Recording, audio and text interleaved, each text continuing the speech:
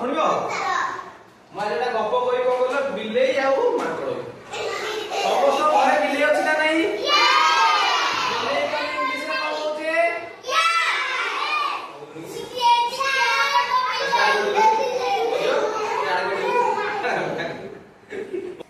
ପିଲେ ମାନେ ଆଜି ହେଲା ମୁଁ ତମକୁ ଗୋଟେ ଗପ କହିବି। କଣ କହିବି? ଗପ କହିବି ହେଲା ବା ଷ୍ଟୋରି ଗୋଟେ କହିବି। ପିଲେ ମାନେ ଗପ ଶୁଣିବାକୁ ସମସ୍ତଙ୍କୁ ଭଲ ଲାଗେ ନା ଭଲ ଲାଗେନି?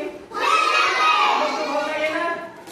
ତାହେଲେ ଆଜି ଆମେ ଗୋଟେ ଗପ ମୁଁ କହିବି ମାଙ୍କଡ ଏବଂ ବିଲେଇ ବିଷୟରେ ଗୋଟେ ଆମେ ଗପ କହିବି ହେଲା। ମାଙ୍କଡ ଆଉ ବିଲେଇ ବିଷୟରେ ଗୋଟେ ଗପ। ପିଲେ ମାନେ ଗୋଟେ ଘରେ ଦିଟା ମାଙ୍କଡ ସାଙ୍ଗ ଥିଲେ। କଣ ଥିଲେ? ଦିଟା ବିଲେଇ ହେଲା ସାଙ୍ଗ ହେଇକି ରହୁଥିଲେ ଜଣ ଘର ହେଲା। ତମ ସମସ୍ତଙ୍କ ଘରେ ବିଲେଇ ଅଛନ୍ତି ନା ନାହିଁ? ପିଲେ ମାନେ ମନେକର ଜଣ ଘରେ କଣ ଅଛି ନା ଦିଟା ବିଲେଇ ହେଲା କଣ ଥିଲେ ସାଙ୍ଗ ହେଇକି ସେ ରହୁଥିଲେ। ଦିନେ କଣ ହେଲା ତାଙ୍କର ପିଠା ଖାଇବାକୁ ଭାରି ଇଚ୍ଛା ହେଲା। କଣ ହେଲା ବିଲେଇ ମାନେ? ପିଠା ଖାଇବାକୁ ବିଲେଇଙ୍କର ଇଚ୍ଛା ହେଲା। ଦେଖିଲେ ଯେ ତାଙ୍କ ଘରେ ନା ତାଙ୍କ ମାଲିକ ଯିଏ ଥିଲା ସେ ମାଲିକ କଣ କରୁଛି ନା ଘରେ ନା ରୋଷେଇ ତାଙ୍କର ଚାଲିଛି। ପିଠା ଚାଲିଛି କରାହଉଥିଲା ଘରେ। ପିଠାର ବାସ୍ନା ଆସିକି ବିଲେଇଙ୍କ ନାକରେ ବାଜିଲା। ତ ବିଲେଇ କହିଲେ ଯେ ଆଜି ଗୋଟେ ପିଠା ପାଟି ଗୋଟେ କରିଦବା। କଣ କରିବା? ପିଠାର ଗୋଟେ ପାଟି କରିଦବା ହେଲା। ତେଣୁ କରି ସେ କଣ କଲେ ମାଲିକକୁ ମାଗିଲେ ତ ସେମିତି ଦବନି ବାଡିବ ତାଙ୍କୁ। ତେଣୁ ସେ କଣ କଲେ ଲୁଚିକି ଯାଇକି ସେଥିରୁ ଗୋଟେ ପିଠା ଧରିକି ଧାଇଁଲେ। କଣ କଲେ?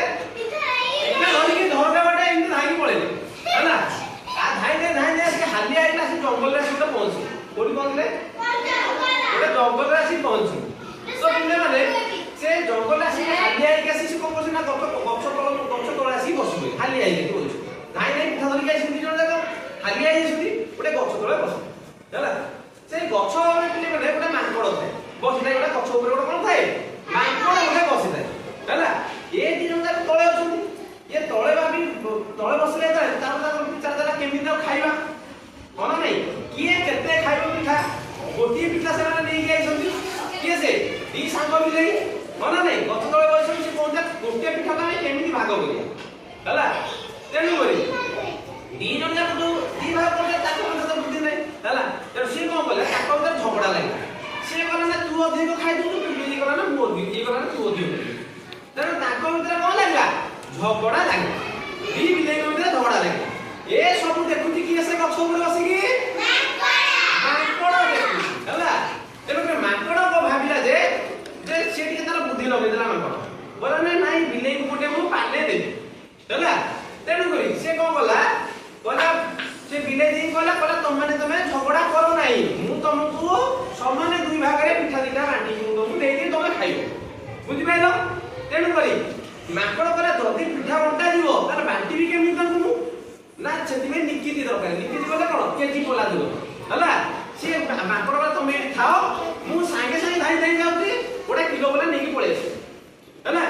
ତେଣୁ ସେ ମାଙ୍କଡ ଗଲା ଧାଇଁ ଗଲା ଗୋଟେ ପାଖ ଦୋକାନ ଗୋଟେ କିଲୋ ପୋଲା ଧରିକି ଆସିଲା। ପିଠାଟା ଧରିଲା। ବର୍ତ୍ତମାନ ଦି ପଟେ ତାର ମାଙ୍କଡ ହେଲା ମଝିରେ ବସିଲା, ତାର ବାମ ପଟେ ବସିଲା, ଏପଟେ ଗୋଟେ ବିଲେଇ ଆମର ବସିଲା ହେଲା। ଏପଟେ ହେଲା ହେଲା ମୁଁ ହେଲା ମାଙ୍କଡ। ଦିଟା ବିଲେଇ ବସିଲେ ଦି ପଟେ। ମୁଁ ହେଲା ମାଙ୍କଡ ଗଛ ଉପରେ ଆସି ତାଙ୍କର ବର୍ତ୍ତମାନ ପିଠା ବାଣ୍ଟିକି କେଜି ପୋଲା ଧରିକି ବସିଛି ହେଲା। ମୁଁ ତ ପକେଇଲି ଏପଟେ ଗୋଟେ ପିଠା ପକେଇଲି, ଏପଟେ ଫାଳେ ପିଠା ପକେଇଲି ହେଲା। ମୁଁ ଦେଖିଲି ଯେ ଗୋଟେ ୟା ପଟକୁ ହେଲା କଣ ଟିକେ ଅଧିକ ପଡିଛି। ତେଣୁ ଯୋଉ ପଟେ ଟିକେ ଅଧିକ ହେଲା ସେପଟେ ମୁଁ ଭାଙ୍ଗିକି ଖାଇଦେଲି ହଁ ନା ନାଇଁ। ତାପରେ ଗଲା ମୁଁ ଏପଟେ ଯେତେବେଳେ ଭାଙ୍ଗିଲି ପୁଣି ଏପଟେ କଣ ହେଲା ଅଧିକ ହେଇଗଲା। ୟା ଭାଗରେ ପୁଣି ଅଧିକ କଣ ପିଠା ପଡିଗଲା। ଇଏ କହିଲା ନାଇଁ ତା ଭାଗରେ ବହୁତ ପଡିଗଲା, ତେଣୁ ଏଇଟା ହବନି। ମୁଁ କହିଲା ବ୍ୟସ୍ତ ହବନି, ମୁଁ ତା ଭିତରେ ପୁଣି ଭାଙ୍ଗିକି ଖାଇଦେଲି। ଏମିତି ଖାଉ ଟୋଟାଲି ପିଠା ଯାକ ମୁଁ ଖାଇଦେଲି। ତାପରେ ପିଲେମାନେ ଏ ଦି ଜଣ ଯାକ ବସିଛନ୍ତି ଆଙ୍କରି ବସିଛନ୍ତି ପରସ୍ପର ଦି ଜଣକୁ ଅନେଇଛନ୍ତି ହେଲା। ମୁଁ ଥିଲି ଏଇଠି ବସିଥିଲି ଭାବୁକିନା ନେଇକି ଗଛକୁ ଚଢିଗଲି ହେଲା। ବିଲେଇ ଦି ଜଣକ ଗଛ ଏଇଠି ଅନେଇଛନ୍ତି। କହୁଛନ୍ତି ଆରେ ମାଙ୍କଡ କଣ ପଳେଇଲା ଉପରକୁ, ଆମ ପିଠା କୁଆଡେ ଗଲା? ମାଙ୍କଡ ଯାଇକି ଉପରେ କହିଲା ଆରେ ତମେ ଦିଟା ତ ହେଲା ବୋକା ହଁ ନା ନାଇଁ। ତମେ ତ ପରସ୍ପର ଭିତରେ ତମ ଯଦି ବୁଦ୍ଧି ଥାନ୍ତା ତମେ ପରସ୍ପର ଭିତରେ ଦି ଭାଗ ଖାଇ ଦେଇଥାନ୍ତ। ତମେ କଣ କଲ? ମତେ ଡାକିଲ।